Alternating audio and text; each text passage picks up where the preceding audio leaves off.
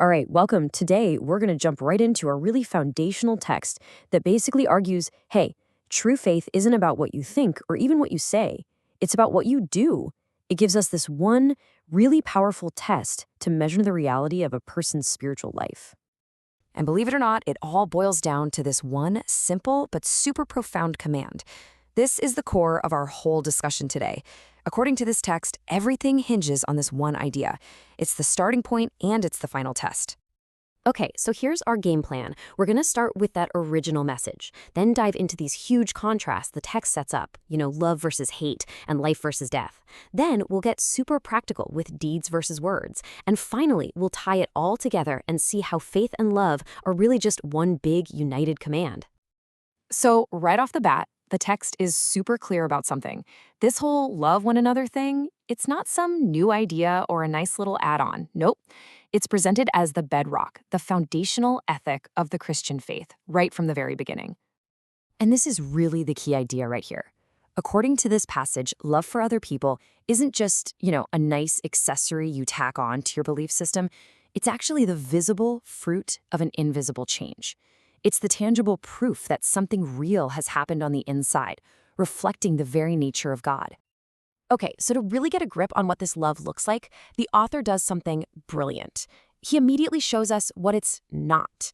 And he uses this really stark, ancient story to draw the sharpest contrast possible. So the text walks us through the story of Cain to make this incredibly powerful point.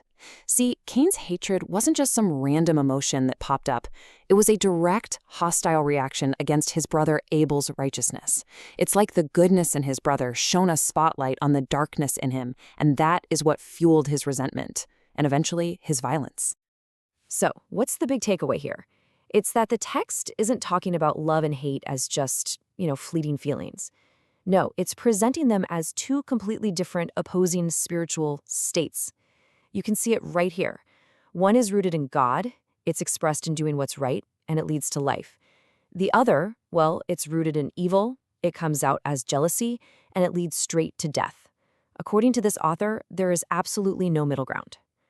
And if you thought that contrast was stark, well, it builds to something even more dramatic. The text just raises the stakes completely. We're not just talking about our actions anymore. We're talking about our very existence, the difference between life and death itself. And this leads to a pretty fundamental question, right? How can you actually know if you've passed from death to life?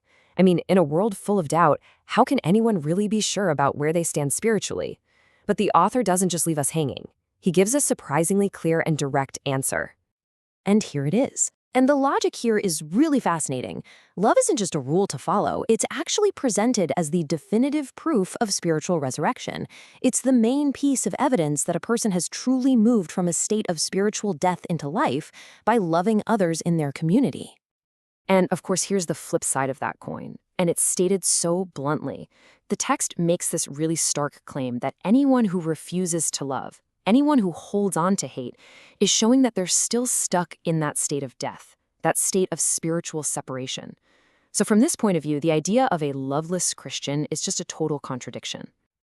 All right, so if love is the absolute non-negotiable proof of new life, what does that actually look like in the real world? This is where the text gets down to brass tacks, moving from these big theological ideas to something intensely practical. The author roots this whole definition of love in one single event, the cross. The argument is that real love isn't some warm, fuzzy feeling or just saying nice things. It's sacrificial action. It's defined by what Christ did. He laid down his life. And the implication is clear. Our love has to cost us something too. And this is just a brilliant way of bringing love down to earth. The text gives us this simple, real-world scenario. A test, really. Step 1, you see a brother or sister in need. Step 2, you actually have the stuff, the resources to help them. Step 3, you have a choice. Do you shut down your heart or do you act? The text argues that your answer to that question, what you do in that moment, is what reveals if God's love is a real thing in your life or not.